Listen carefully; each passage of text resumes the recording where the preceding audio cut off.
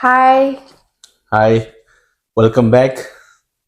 Nasi akhoi se nahangai se video number do tawra chinman dana ko number do Namudre am namudre. kuidu.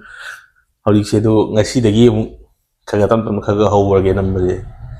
Yamna special ba di nate do chumnagi koi normal ge ta ko. Normal koi na tawba daily blog ko mai style ne no nangjo do jinga si je. Just simple evening ko. Ngasi ibani sudi punna lebinabani matam kuira matungda koi blog kuire ba namdabdo. Aduga ngasi ado koi kem chathoktre no potha le sena imu ke kalo challe. Aduga huji nudang meram oire. Koi blog simple blog na make ba aduga kantor ke aina have a comment na pire have do. Si comment se ke haidon hit comment haigadra. Hit comment oti aduman directly hit comment dite. Adusu hadi mana yam lana lo male ba ko comment am pire ba. Ado ai ado sengdok ning ba. Comment am khatang lo tho lo khatlaga ko. Ado join magda haba se. Okay, adudi masi koina chang yang thong. Chang ado dinner ka sem ba. Dinner sem bagi oduni ngasi gi ado ma'am yeminara si. Cha lo thak si ko. Cha lo si. Sa lom de hodore. Koi se. Cha de ngeng wang da cha gas on tang tak se na. Aku induction kano to e po induction da sina ba hodore. Ji winter jang e ba ko. Aduna aku AC gumba sina roidam ni na maido. May yam spang sina roi ba ko sida di 200 unit to free oy ba ko. Aduna ko gas save tong na ba induction da sugar sina ge na. Gas to lo kano to. Aku gas no sindo abani. Amatang ayam. Gas macha amatang mo busy puthoi ba kay na hadi gas sina roi da na. Aduna kantor induction si pa ga to to. Ano hayo ani si mazang ka tong jo mai di sina kan me he ba. Mai sina kan me he. Ano cha ka to thu ga gi ko. Ba to mai. Gas so kay am ko chatang no hunde ko di thang khatang chali ko gas ta. Adugi huji khar kui da chatna ba na. Ai koi technique sina ba ho ra ba. Ho ba technique sina ba?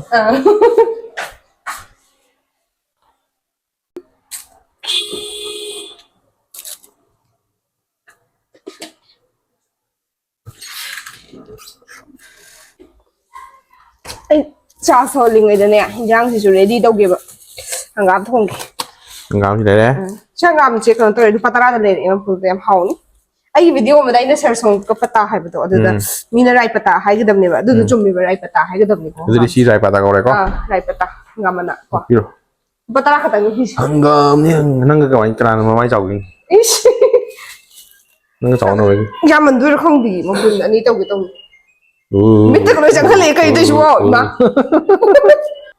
cha chau re sini am sul to bi mana i mit hangam na mi aku apa ke kamas ai ni lol ma cha se su khao hao ti borong ai nu pa na hai ba hadu ta su thak gi thak pa ni ma hao tro su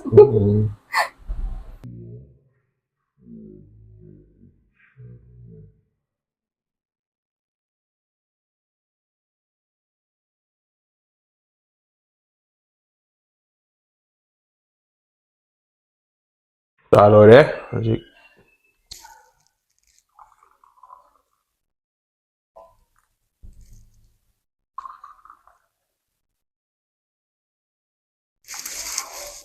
khuya om to sa ko ko bani ji ji snack si ni san siga gut karare hai da put karare gut karare adu ko si sana tu na sa sa ni sila hi dor ke si ko no sida plate ma sa si ko umuro ki flavor gumba kaya o si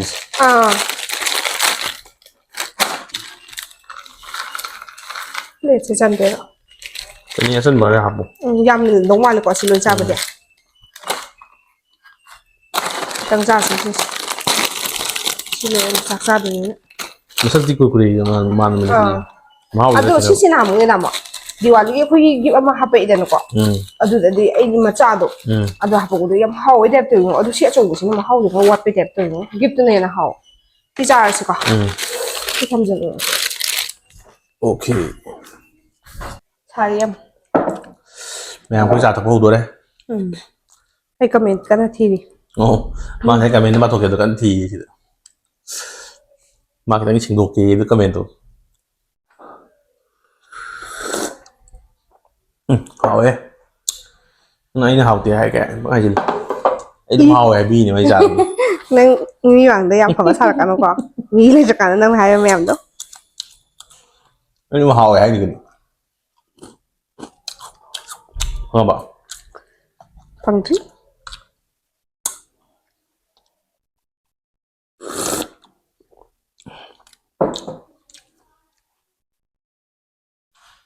US or US đó.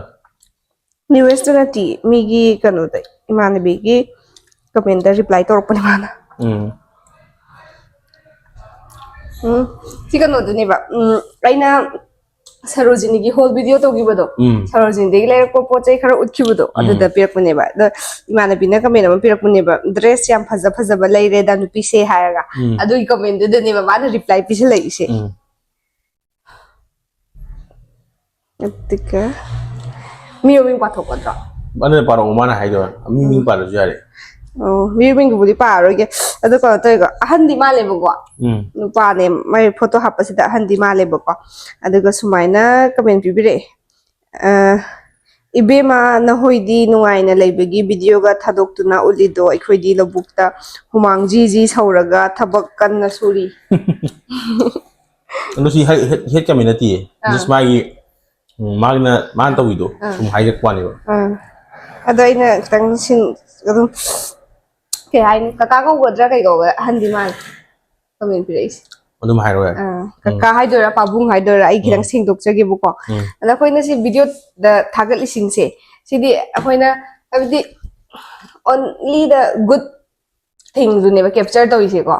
Haidi ko gi haraw ba nungai gumba adum mikuk to du ne ko na namaga thagal ise. Haidi ko wara kanda thabak kana yam waru banu mitu ko video number su talli dana. Nasu namde ba haidi waman mai su dai plus matam su phangde. Aduna ko nam mi di only ko na matam gumba khotta yam lema kanda. Sum kari gumba ko gi ko injang to su khang aw thong ba leidana. Adum tang ni ko nam kan thagal ise.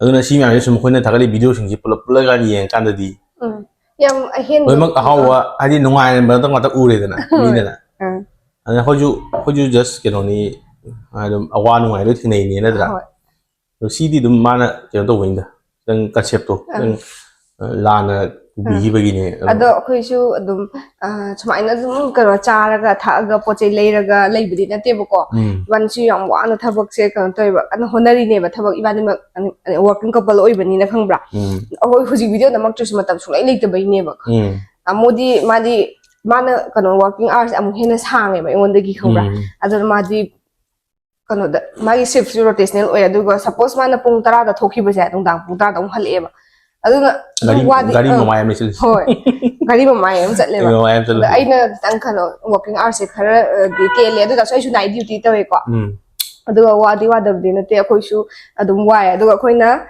camera da khoina ulakko matam dadi mina su ai su khoina video da smai namaga as ayam ware duty chatlini adu to ni ware de thawa hala ga chak thong de ko da mayam yaw da wa man dana adu ko thaga ka shooting ni ngoi de na mina aduna adu ko du namde nang wara ga kamai na video namdu wa ne adi mina su yam na su wai have wa da adi video namdu ji tang effort changi ba changmani na wa bari ken to phone ni ning di dana dum tara phong dum nei ning ho adai to we aduga koi su dum chahi chupa dum thabak jatlini ko Delhi da thabak to se koi hujikti kan summer du loi gre hujikti winter sange bu ko summer du su taram mani bu ko mayamna handakti 50 yo ine sabadu 50 degrees celsius adu da su dum thabak jatli adu winter da su 6-7 degrees celsius oir kani ba adu sum thabak jatoi ni adu koi su dum wa da bi na te wadi wajai wai ko adum ngamna khuna bani aduga hoi admaina dum charga langa ga leithokpadi na te na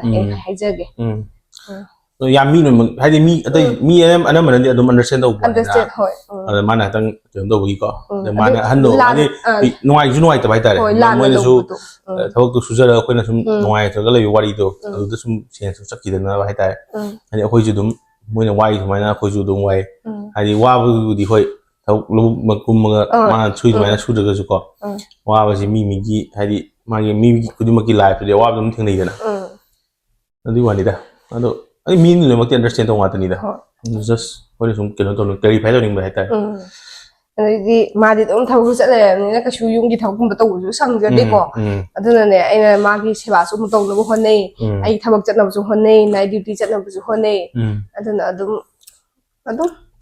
ꯃꯈꯜ ꯃꯈꯜꯅꯤ ꯁꯥꯔꯤꯒꯦ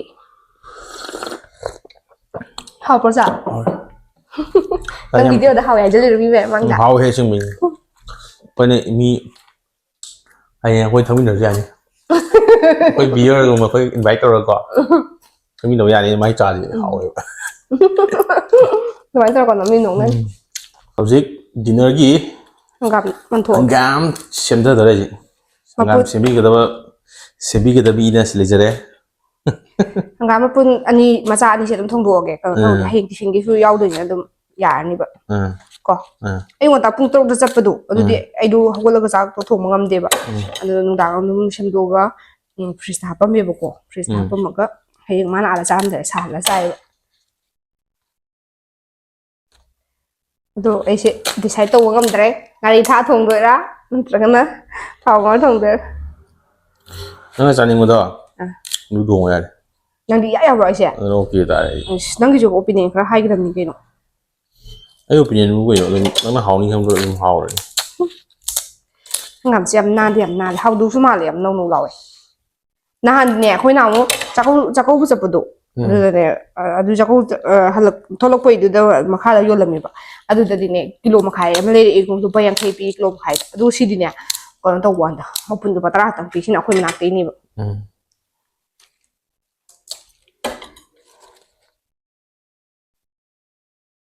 ꯇꯥꯃꯣ ꯀꯩꯅꯣ ꯌꯨꯝꯗꯗꯤꯅꯦ ꯅꯪ ꯈꯪꯕ꯭ꯔꯥ ꯈꯪꯗꯕ꯭ꯔꯥ ꯍꯪꯒꯥꯝꯁꯦ ꯀꯩꯅꯣ ꯇꯧꯕꯅꯦꯕ ꯈꯪꯕ꯭ꯔꯥ ꯍꯪꯒꯥꯝꯁꯦ ꯄꯣꯂꯥꯡ ꯃꯜꯂꯦꯅ ꯑꯗꯨꯒ ꯄꯣꯂꯥꯡꯗ ꯍꯥꯞꯄꯒ ꯀꯩꯅꯣꯗ ꯆꯥꯝꯕꯅꯦꯕ ꯄꯨꯈ꯭ꯔꯤꯗ ꯑꯩꯁꯨ ꯊꯥꯏꯅ ꯈꯪꯍꯧꯋꯦ ꯑꯩꯈꯣꯏ ꯌꯨꯝꯒꯤꯅꯦ ꯄꯨꯈ꯭ꯔꯤ ꯂꯩꯔꯝꯃꯦꯕꯀꯣ ꯑꯗꯨ ꯆꯥꯝꯃꯦ ꯑꯗꯣ ꯍꯧꯖꯤꯛꯇꯤ ꯄꯨꯈ꯭ꯔꯤꯒ ꯂꯣꯏ ꯐꯨꯟꯈ꯭ꯔꯦꯗ ꯍꯣꯏ ꯀꯩꯅꯣ ꯇꯧꯋꯦ ꯑꯁ ꯅꯨꯡꯁꯤ ꯌꯥꯝꯅ ꯊꯥꯏꯅꯒꯤ ꯃꯇꯝꯁꯦ ꯑꯩꯈꯣꯏ ꯁꯤꯗꯗꯤ ꯀꯥꯏꯗꯩ ꯄꯨꯈ꯭ꯔꯤꯅꯣ ꯀꯥꯏ ꯄꯣꯂꯥꯡꯅꯣ ꯁꯤ ꯈꯥꯡꯖꯥꯎꯁꯤꯗ ꯍꯦꯛꯇ ꯑꯩꯅ ꯍꯥꯞꯆꯤꯜꯂꯝꯃꯦ ꯍꯣꯔꯦꯟ ꯆꯥꯕ ꯅꯨꯡꯉꯥꯏꯅꯕ ꯈꯥꯡꯖꯥꯎꯅꯦ ꯃꯥꯏ ꯀꯩꯅꯣ ꯇꯧꯔꯅꯤ ꯍꯪꯒꯥꯝꯗꯣ ꯈꯣꯏꯃꯥꯅ ꯃꯜꯂꯝꯃꯒꯅꯦ ꯍꯪꯒꯥꯝ ꯆꯥꯝꯊꯣꯛꯎꯔꯣ ꯀꯥꯏ ꯑꯩꯅ ꯄꯨꯈ꯭ꯔꯤꯗꯒ ꯊꯣꯡꯒꯥꯗꯒ ꯐꯝꯃꯒ ꯆꯥꯝꯊꯣꯛꯑꯅꯤꯕ ꯑꯗꯨꯒ ꯀꯩꯅꯣ ꯇꯧꯔ ꯃꯆꯨꯝ ꯇꯥꯍꯜꯂ ꯊꯝꯗꯣꯏꯅꯦꯕ ꯑꯗꯣ ꯍꯣꯔꯦꯟ ꯅꯪ ꯁꯦꯡꯅ ꯆꯥꯝꯕ꯭ꯔꯣ ꯁꯦꯡ ꯆꯥꯝꯃꯦꯍꯦ ꯁꯦꯡꯉꯝꯗꯗꯤ ꯀꯃꯥꯏꯅ ꯇꯧꯕ ꯁꯦꯡꯉꯦ ꯀꯩꯅꯣ ꯍꯟꯖꯟ ꯍꯟꯖꯟ ꯆꯥꯝꯗꯣꯏꯅꯤ ꯑꯗꯨꯒ ꯌꯣꯡꯆꯥꯛ ꯁꯤꯡꯖꯨ ꯑꯃꯒ ꯆꯥꯔꯒ ꯅꯨꯡꯁꯥꯗꯒ ꯌꯥꯏꯔꯒ ꯆꯥꯕꯗꯣ ꯌꯥꯝ ꯅꯨꯡꯁꯤꯌꯦ ꯑꯁ ꯅꯣꯁꯇꯥꯜꯖꯤꯛ ꯑꯣꯏ ꯋꯥꯅꯤ ꯅꯪ ꯀꯩꯅꯣ ꯇꯧꯔꯗꯤ ꯄꯨꯈ꯭ꯔꯤꯗ ꯇꯥꯁꯟꯕ ꯌꯥꯎꯗ꯭ꯔꯣ ꯄꯨꯈ꯭ꯔꯤ ꯇꯥꯁꯟꯕ ꯌꯥꯎꯋꯦ ꯑꯩ ꯑꯉꯥꯡ ꯑꯣꯏꯔꯤꯉꯩꯗ ꯄꯨꯈ꯭ꯔꯤ ꯇꯥꯁꯟꯕ ꯌꯥꯎꯈ꯭ꯔꯦ ꯑꯩ ꯀꯩꯅꯣ ꯑꯩꯈꯣꯏ ꯏꯆꯦꯅ ꯀꯟꯕꯤꯔꯛꯏꯅꯦ ꯑꯩꯈꯣꯏ ꯏꯆꯦ ꯑꯃꯅ ꯃꯥ ꯑꯩ ꯏꯔꯨꯖꯕꯤꯕꯅꯦ ꯄꯨꯈ꯭ꯔꯤ ꯃꯄꯥꯜꯗ ꯑꯗ ꯄꯨꯈ꯭ꯔꯤꯗ ꯇꯥꯁꯟ ꯅꯨꯡ ꯃꯊꯛꯇ ꯏꯔꯨꯖꯕꯤꯕꯅꯤ ꯅꯨꯡꯁꯤ ꯌꯥꯝꯅ ꯑꯗꯨꯒ ꯇꯥꯁꯜꯂꯤꯅꯤ ꯄꯨꯈ꯭ꯔꯤꯗ ꯑꯗꯨꯒ ꯃꯥꯅ ꯀꯟꯕꯤꯔꯤꯅꯦ ꯑꯃꯨꯛ ꯁꯦꯝꯗꯣꯛꯑꯣ ꯁꯦꯝꯗꯣꯛꯑꯒꯦ ꯑꯗꯨꯒ ꯍꯪꯒꯥꯝ ꯊꯣꯡꯗꯣꯛꯑꯒꯦ ꯑꯗꯨꯒ ꯌꯣꯡꯆꯥꯛ ꯁꯤꯡꯖꯨ ꯍꯥꯏꯗꯣꯔꯦ ꯀꯥꯏꯗ ꯌꯣꯡꯆꯥꯛ ꯌꯥꯝ ꯆꯥꯅꯤꯡꯉꯤ ꯌꯣꯡꯆꯥꯛ ꯁꯤꯡꯖꯨ ꯌꯣꯡꯆꯥꯛ ꯊꯣꯛꯑꯦ ꯍꯥꯏꯕꯅꯤ ꯌꯨꯝꯗ ꯀꯩꯅꯣ ꯋꯥꯏ ꯂꯩꯕꯗꯣ ꯑꯗꯨꯒ ꯀꯣꯕꯤ ꯃꯆꯦꯠ ꯑꯃꯈꯛ ꯂꯩꯕꯅꯤ ꯑꯗꯨꯒ ꯁꯤꯡꯖꯨ ꯁꯨꯕ ꯌꯥꯅꯤ ꯁꯤꯁꯤꯒ ꯑꯣꯛꯀ ꯄꯥꯕꯁꯨ ꯑꯗꯨꯝ ꯐꯖꯩ ꯍꯥꯏꯕꯅꯤ ꯀꯝꯕꯤꯅꯦꯁꯟ ꯐꯖꯩ ꯍꯥꯏꯕꯗꯤ ꯀꯩ ꯈꯪꯗꯕ ꯁꯥꯖꯤꯟꯅꯔꯛꯀꯅꯨꯀꯣ ꯅꯪ ꯍꯥꯟꯅ ꯆꯥꯈ꯭ꯔꯗꯨꯕꯨ ꯀꯨꯏꯔꯦ ꯆꯥꯗꯕ ꯆꯥꯅꯤꯡꯉꯤꯔꯥ ꯀꯨꯏꯔꯦ ꯃꯄꯥꯎ ꯑꯩ ꯆꯥꯗꯕꯗꯒꯤ ꯅꯪ ꯆꯥ ꯐꯪꯗ꯭ꯔꯦꯅꯦ ꯅꯪ ꯅꯇꯣꯟꯗ ꯆꯥꯎꯋꯣ ꯑꯩ ꯌꯥꯎꯗ꯭ꯔꯁꯨ ꯆꯥꯒꯦ ꯍꯦꯛ ꯇꯟꯗꯕ ꯅꯨꯃꯤꯠ ꯑꯃꯗ ꯊꯣꯡꯉ ꯂꯣꯏꯔꯦ ꯑꯣꯛ ꯆꯥꯅꯤꯡꯕꯒꯤ ꯂꯦꯚꯦꯜꯁꯤꯒꯅꯦ ꯑꯩꯅ ꯏꯊꯟꯗꯅ ꯑꯣꯛꯁꯦ ꯊꯣꯡꯕꯒꯤ ꯂꯦꯚꯦꯜꯁꯦ ꯂꯩꯔꯨꯔꯒ ꯍꯥꯏꯗꯤ ꯑꯣꯛꯁꯤ ꯁ꯭ꯋꯥꯏꯗꯁꯨ ꯑꯃꯨꯛ ꯆꯠꯅꯩꯗꯅ ꯂꯩꯕ ꯆꯠꯅꯩꯕ ꯆꯠꯅꯩꯗꯅ ꯑꯗꯨꯗꯨꯒꯤ ꯀꯩꯅꯣꯗꯨꯒ ꯑꯗꯨꯒꯤ ꯇꯟꯕꯗꯨꯒ ꯍꯥꯏꯇꯥꯔꯦꯅꯦꯀꯣ ꯂꯩꯖꯗ꯭ꯔꯤꯗꯨꯒ ꯇꯟꯕꯗꯨꯒ ꯑꯗꯨꯅꯤꯗꯨꯒꯤ ꯃꯔꯛꯁꯤꯗ ꯀꯔꯤꯒꯨꯝꯕ ꯆꯥꯅꯤꯡꯕꯁꯤꯅ ꯉꯝꯃꯛꯑꯕ ꯑꯗꯨꯗꯤ ꯑꯩ ꯆꯠꯂ ꯂꯩꯔꯨꯔꯅꯤ ꯍꯧꯖꯤꯛ ꯐꯥꯎꯒꯤꯗꯤ ꯑꯗꯨꯝ ꯇꯟꯕꯗꯨꯅ ꯉꯝꯃꯤ ꯅꯪ ꯅꯇꯣꯟꯇꯁꯨ ꯑꯣꯏꯕꯒꯤ ꯑꯩꯁꯨ ꯈꯔ ꯆꯥꯔꯝꯃꯗꯤ ꯅꯪꯁꯨ ꯕꯤꯠ ꯈꯔ ꯌꯥꯎꯒꯗꯕꯅꯦꯕꯀꯣ ꯁꯦꯝꯃꯣ ꯁꯦꯝꯗꯣꯛꯀꯦ ꯌꯥꯝ ꯇꯝꯅꯗꯣꯔꯦ ꯏꯁꯤꯡꯁꯤ ꯊꯥꯗꯣꯛꯑꯣ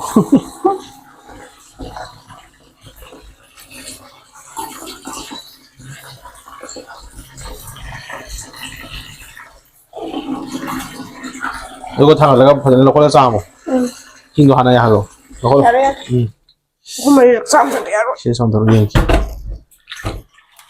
Pala sao? Orang ke sama nanti yang ceng boy ni waktu. Hai mai ising makha ta gitu na. Kau hidup isu sih. Ada. Orang ini makha ta gitu ni.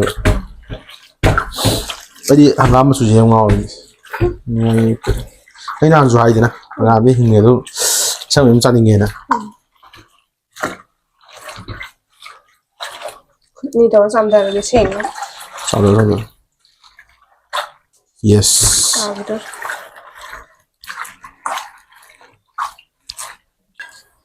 Induction thâu tổ rồi cha thằng này chỉ đó nên cái máy hàng làm sao mà thế hàng làm sao mà đôi thằng đấy lấy đấy anh được á xin nào chị hàng làm thông thao tiền trọng hàng làm thông thạo là bố không mồm mẹ là bố hàng làm có một bữa lập quân mấy cái hơi em tục ôi đó thì đó giá sao gì sao gì bên này ồ anh đi thao của những người thao thao thao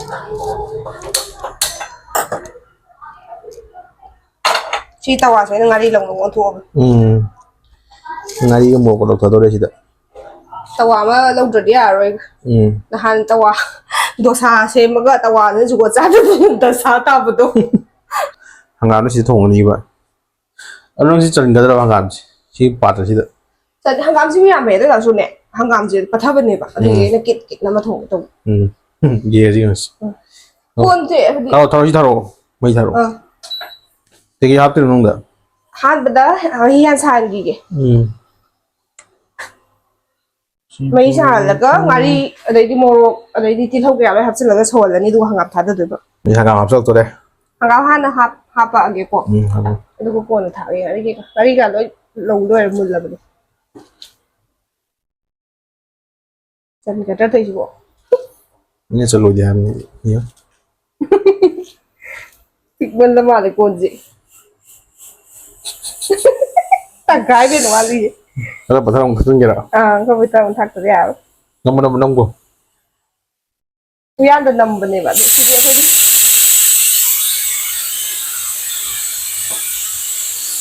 이해 감 들어봐. anh sạc sẽ xuống đôi cầm thổ bên này nâng thiên anh nhỉ 제 được 감 들어볼 시 되나. thì đây chân đấy không có chân bắt thân là không nằm được 많이 동 넘어. 그래 바탕 하면 넘어. 예. nằm hàng ngàn nằm thùng nó hậu cái hay nên nó cả chưa bảo nó kém khăn tao đấy đó 어가 무등은 남은 거니 한감. 오케이. 얘가 지 마이지 시카를 바탕을 가는 합니. Let's see. ngari zik mulak to đấy. Có quả ba. không ăn cái đi lòng của mình này mà khăn rồi nằm đi xong 그럼 아니 칼칼이 바타 그래. anh thấy ra bắt thân 하나 해보 좀 먹고 그래. 아무튼 남는 거네 마이지. 이 남하고 비디오 온다. 또. xin last xin last mình hầu cái thì nó bắt thân rồi được sự nó bắt xin rồi không giờ mày lên mày thùng mà chứ số nào đó ô số giờ ô bắt thôi à gọi xin được cái mấy việc này sao à này số gì rồi rồi có phải nói mua thật là cái này cái thuốc gì xin rồi cái gì cái đang bắt đi bắt là này mới chứ anh em không sao nữa rồi đi sao hey này hậu tung qua là gì nằm mà thôi con gắm uyan ta uyan gì mày chứ uyan gì mày uyan post này tôi xong ông cặp vào đây đi thắt chân lên cái con sai chân lênไอ้ที่ทางกำทงก็แต่ที่คนถักก็เสียงความมันเสียงอุ้ยนี่ใครที่ทางเนื้อแต่ว่ามาทางกำทงก็dạ đi bộ đông sao đấy tao thuộc cái sinh dục cái tăng số độ cái tôi gọi có mà làm phao bù thải của tôi làm tôi đầu nó chặt của si ok vì mà chỉ làm ra mấy đứa này chú vậy vậy tăng cái mà ta thuộc rồi tăng nó đúng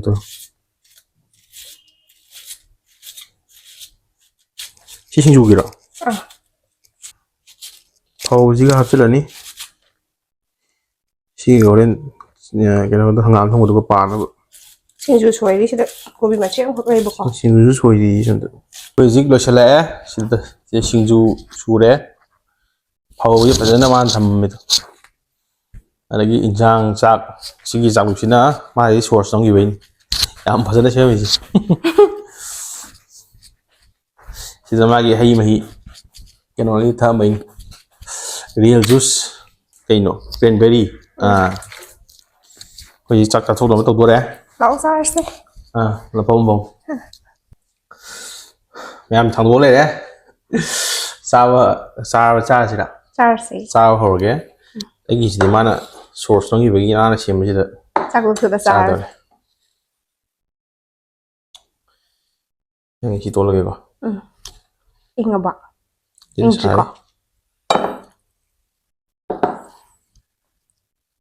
ꯑꯗꯨꯗꯒꯤ ꯍꯪꯒꯥꯝ ꯆꯥꯛꯃꯨꯛꯁꯨ ꯀꯩꯅꯣ ꯄꯤꯡ ꯑꯣꯏꯁꯤꯁꯦ ꯄꯤꯡ ꯑꯣꯏꯕ ꯆꯥꯛ ꯑꯃ ꯌꯥꯎꯕꯅꯦ ꯑꯩ ꯍꯣꯏ ꯉꯁꯥꯏ ꯑꯗꯨ ꯑꯃꯣꯠꯄ ꯃꯥꯜꯂꯨꯔꯦ ꯑꯗꯨ ꯆꯦꯡ ꯄꯤꯡ ꯑꯣꯏꯕ ꯑꯣꯏ ꯂꯩꯔꯝꯃꯦ ꯑꯩ ꯑꯃꯨꯛ ꯇꯧꯈꯤꯗꯦ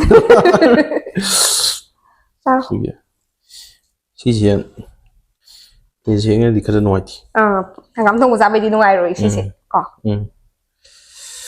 ꯆꯒꯣꯝꯗꯪ ꯄꯣꯛꯑꯝꯒꯦꯕ ꯍꯧꯕ꯭ꯔꯥ ꯊꯨꯝ ꯀꯩꯀꯥ ꯅꯝꯃꯕ ꯀꯕꯣꯛꯁꯤꯁꯨ ꯆꯥꯎꯂꯥ